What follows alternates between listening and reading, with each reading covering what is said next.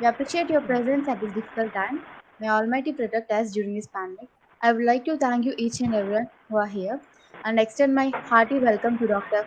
Fahima Hassan Yunus, who is a Senior DM Hemato-Oncology at Sanjay Gandhi Postgraduate Institute of Medical and Sciences. Thank you, ma'am, for accepting our invite and joining us for this time. I Sure, would it's a call upon, pleasure, Janvi. yeah, I would call upon Mr. Muhammad Irfan, CEO of our club, to give the guest intro. Assalamu alaikum wa rahmatullahi ta'ala barakatuhu. Hello everyone, I am Mohammed Irfan, Chief Executing Officer of Crescent Technocrats Club. Today it's my honor to welcome our guest, Dr. Fahima Hassan Yunus, a cousin of mine and a Senior Doctor of Medicine Hemato-Oncology at Sanjay Gandhi Postgraduate Institute of Medical Sciences. She is a homegrown girl of Chennai. She started her journey around 30 years back in a small town of Chennai. Chennai was a small town back in those days. She graduated from two prestigious schools in Chennai, DAV and St. John Senior Secondary School in Mandaveli and DAV in Gopalapuram. Then her interest for medicine was so keen that she wanted to do medicine at all costs. She took a break and prepared for her medicine, and finally she got into the medical school at University of Sri Jayawardhanapura. And after a lot of struggles, lot of things, and obviously doctors come across lot of struggles in their period of study. And being a woman, she completed all those. And post her marriage, she went to MLN Medical College in Allahabad as a former adjunct faculty and did her Master of Diagnosis in Pathology. She didn't stop with her post graduation and she went a furthermost level and she topped her NEET super specialty as she's all India topper in NEET super specialty in hemato-oncology. And it's a great pleasure. And this is the first time we are having a doctor on field in COVID-19 as a forefront warrior. And it's my absolute pleasure to welcome her. Thank you, Mrs. Fahima, Dr. Fahima Hassan Yunus, for accepting our response and joining us. Thank you, Janvi, for calling upon. And have a great session, Divya. Hope it will be successful as our other tech. Thank you so much. Yeah. Thanks, Irfan. I would like to Sure, call sure, it's a upon Divya pleasure. for the Q&A session. Divya? Is my voice audible? Yeah, Divya, you Hello. can continue. Yeah, Divya, you can. We have few questions to ask you, ma'am, about this pandemic. Ma'am, can I proceed with the questions? Yeah, go ahead. Definitely, definitely. See, I am primarily a hemato-oncologist, so my knowledge in COVID may not be that good, but as a doctor, I can definitely update you.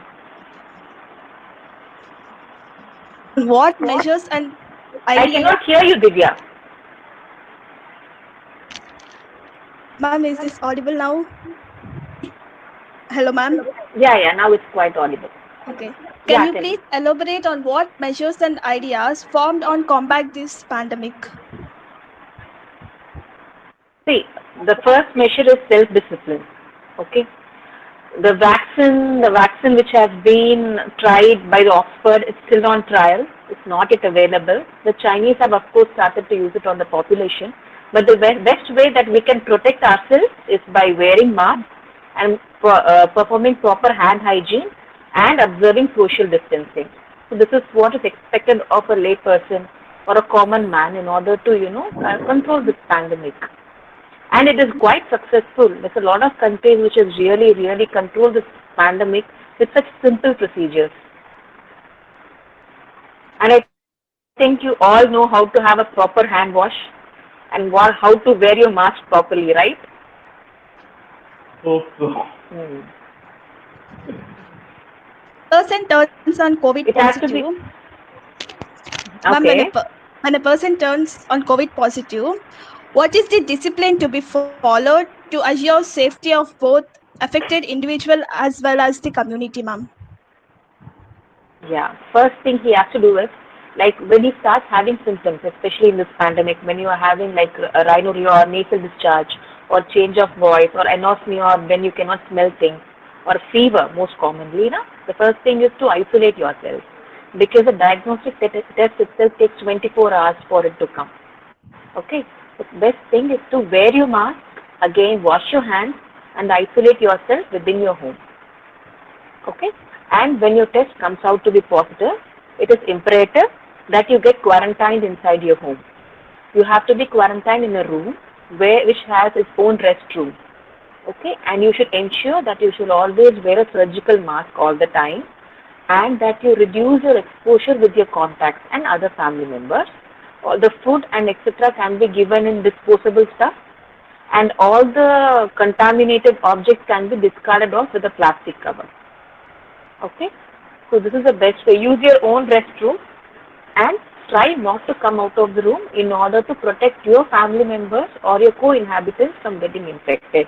You have to be really, really careful in order not to infect people who are more than 60 years especially, or any age with other comorbidities like diabetes or hypertension or asthma. We have to be very careful in protecting these people, because not only COVID can cause symptoms in such people, we really don't know the long-term effects of COVID as of now. Okay, so children needs to be protected as well. Even though the children have shown excellent immune response to it, and they are literally non-symptomatic, and there are not much complications in children, they don't know the long-term effects of COVID. Initially, when the disease came, we were just thinking it's going to be like our swine flu. The patient is going to get, and he or she is going to get better. In a month's time, they will bounce back to normal life. But there are certain reports where there is long-term side effects of COVID. So almost for 7 or 8 months, we are experiencing this pandemic. So there's a lot of side effects, long-term side effects like pulmonary fibrosis, CNS vasculitis, where it can cause, permanent intellectual loss, things like that. So we need to protect our kids as well. I cannot hear you, Divya. Hello? Yeah, Hello, now ma'am. I can hear you. Yeah. Okay. Ma'am, can you please comment on the involvement of robotic surgery on today's medicine? Hello? Hello? Tell you. Can you hear me? Voice is breaking. You hear? Hello. Am I audible? Yes, ma'am, you're audible. Please go ahead. Wait a second. Can you please comment on the involvement of robotic it's a surgery? best question to.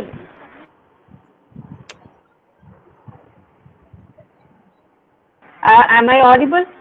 Hello. Start from the beginning. Divya, ask the question again. We will edit this. No, I can hear you. Okay. Do you hear me? Yes, ma'am. We can hear you. Yeah, go ahead. Comment on robotic surgery in today's medicine, ma'am. What is your comment? It is an excellent thing to be happening right now. We are really blessed to be in the era of robotic surgery. The benefits are innumerable. It's very precise. The pain threshold is very low, and it causes minimal number of admission days. Like the number of days the patient has to be in the hospital has been almost halved with the help of robotic surgery. So the patient can be discharged earlier, which means that the risk of infection also decreases, and it causes much better clinical outcomes. From a surgical point of view, the precision of the surgery is excellent. More than the human hand monitoring it, the artificial intelligence have definitely made it better. And the amount of scarring the patient has is really, really low. In these days, everything is about looks, right? No one wants to have a scar. So the amount of scar in robotic surgery causes is very minimal. Of course, it's going to revolutionize the surgical field, especially in onco. Number one, not everyone is blessed with skilled hands. Like if I'm a robotic surgeon, I can stay in Lucknow all the way and have a patient operated in Amsterdam. Right? One thing is the reach. So, and number two is of course the precision of the surgery. It's supposed to be very, very precise.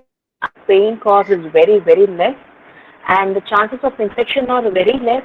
The number of days the patient needs to be in, that is the number of admitted days, have drastically been reduced by more than 50%, and the scarring, the amount of scarring has also considerably reduced. And they have seen that the patients who undergone robotic surgery versus conventional surgery, there's a much better improved clinical outcomes in patients with robotic surgery. So of course, yeah, we are all looking forward to robots in surgery mainly. Solution to the foreseeable future to this pandemic in terms of vaccine? Yeah, there's a lot of vaccine thing on, okay. But even the best of vaccine, the Oxford one, which is being tried in England and which is being manufactured right now in India, they are reporting only up to 40 to 50% sensitivity. So yes, we are looking forward to the vaccines. The Chinese one, we really don't know the data. But let's hope for the best. We might be expecting the first vaccine in India maybe in another 5 or 6 months. But as of now, the best thing is to social distance, wear mask, perform hand hygiene, and do not worry even if you turn positive by RT-PCR. You self-isolate yourself, and in 10 days, you will be assumed to be COVID-free. Okay?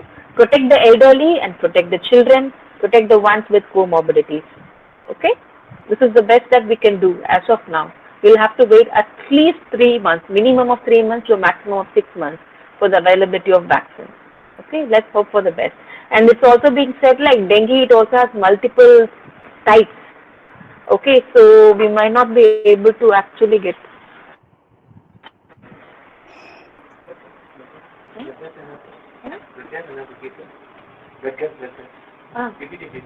Unified for HANA post integration. 7.0. Huh.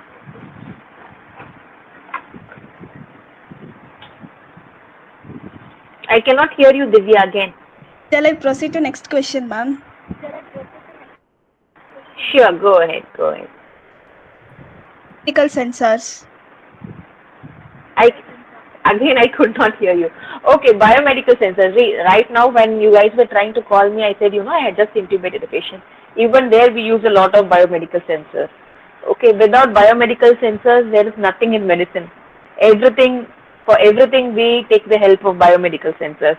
From the Fitbit you wear, from the smartwatch you wear with Google Fit, to everything around is revolving around biomedical sensors. Yeah, we need it. It is very important. It has changed the landscape of medicine.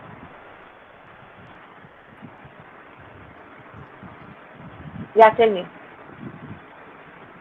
The functionality of biomedical sensors.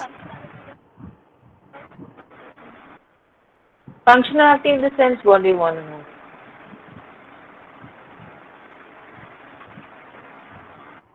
It, ma'am, briefly. I cannot hear you, man. Development and functionality of biomedical. I cannot hear you at all. Development, you guys have to tell me. I cannot really tell you, right? Yeah, how we are using biomedical sensors in a number of ways. Okay, like from the saturation pulse oximeter, everything is a biomedical sensor, right? The wearable devices, the chest leads, the ECG monitoring, everything is with the help of biomedical sensors. So, I think you must be knowing there's biological sensor which is enzyme based, and then other thing is your physical and a chemical sensor. Usually, nowadays in a critical care unit, especially in a center like where I'm using, without biomedical sensor, nothing is being done. Everything is biomedical sensor based. I don't know much about the. What are the uses of?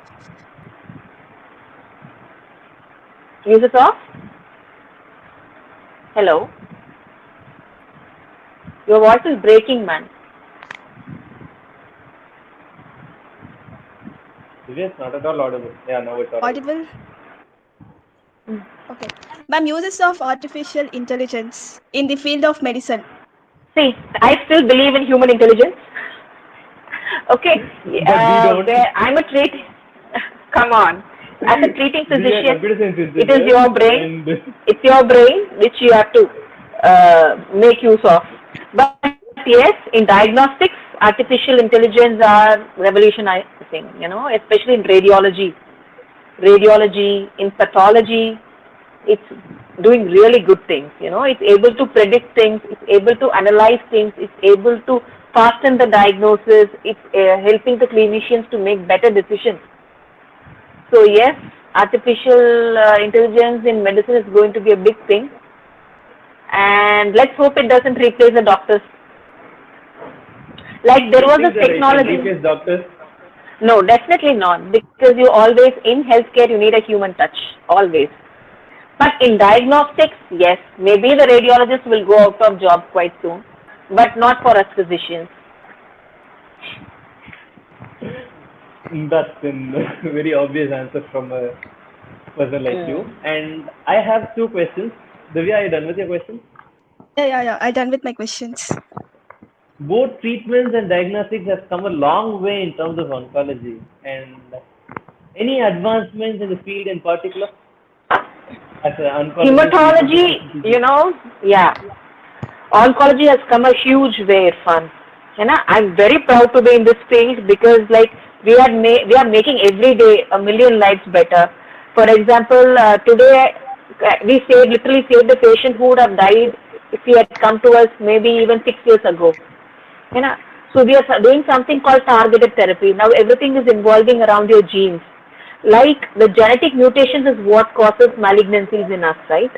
So there is some kind of mutation which is happening in the gene level, which is making your cells go haywire and proliferate and form a mass. So now we are trying to identify which genetic mutation caused the disease and target that specific mutation. You get it? Initially what we were giving is we were giving chemotherapy which will harm everything in the body. Yeah. Everything.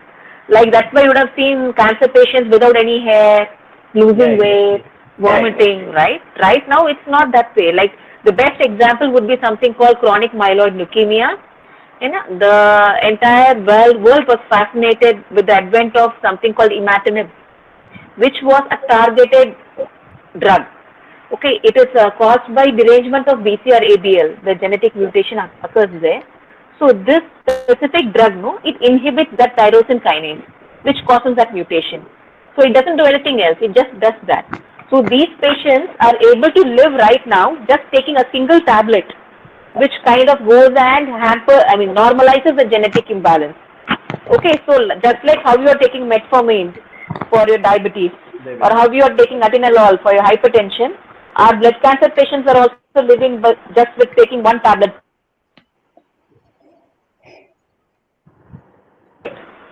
So yes, molecular medicine, our targeted therapy, the next big thing which is happening. And of course, other things would be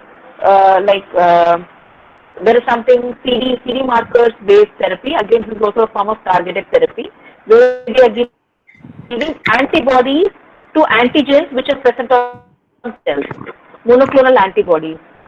So we give that, like if a cancer cell has some marker like CD20 on it, we will give some drugs against that CD20 only. So it will go and attach to that cancer cell only and it will kill only that.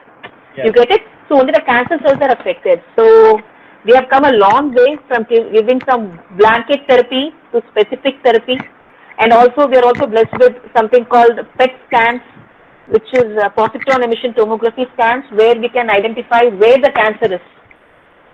So PET scan is also a very big thing right now in oncology. Targeted therapy, of course, robotic surgery is as well. And last question of this session: what do you feel about this Within Tech Talk? You think doctors and engineers can collaborate together, and what is the future course of this action? Of course. As I said, previously also, in diagnostics, the artificial intelligence are going to come, and robotic surgery is going to be a big thing. So, of course, I think we should collaborate and work together. It would be really great. And most of the best oncological development has been happening in hematology. And we use a lot of artificial intelligence. We use a lot of, there's a lot of mechanical people and IT people in our department, without which we cannot be one of the best centers in the country for hemato-oncology. It's very great to hear as engineers, since engineers are going to go everywhere. We feel happy about that. Definitely. Hope even you are happy about that. And I Sure. had another question. What do you think of this present tech talks? Can it make an impact on the society? I hope so too. I hope so. I just want to make this message go to everyone that having COVID-19 is not a taboo. Right now in India, 1 in 4 patients are affected. 1 in 4 of Indian citizens are right now affected.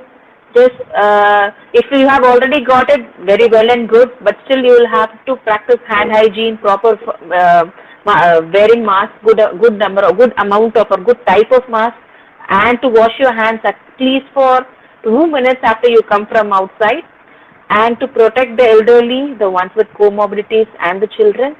Let's hope we overcome this pandemic together. And I just want to also ensure you that we should not look down upon people with COVID-19. They are as normal as we are. We have to maintain social distancing, yes. We have to make sure they are quarantined for at least 14 days after a positive report, yes. But that doesn't mean we have to look down upon them. They are one among us. Okay? Sure. Yeah. Anything else, guys? It was a great chat with you. I hope I was of some help. You are a great help in today's session. Thank you so much, and for joining us despite your very, very, very busy schedule. We got a lot of Okay. CEOs on board in a very easy task, but it wasn't easy to get a doctor on board. We got Okay. leading builders in the city, we got leading businessmen in the city, but who were helping obviously doctors, but we couldn't get a doctor on board so easily. And I thank you so much for joining us despite your busy schedule, and even on your duty you are helping to us. Thank you so much, and I hand over the session to Yeah. Janvi. Yeah, thank you, Irfan and Divya. Yeah, thanks, ma'am, for coming here and joining us. And your speech was very good, I mean, very useful. Hope you will support in all our initiatives. Yeah. Yeah, sure. Okay, guys. Bye bye. Good night. Okay.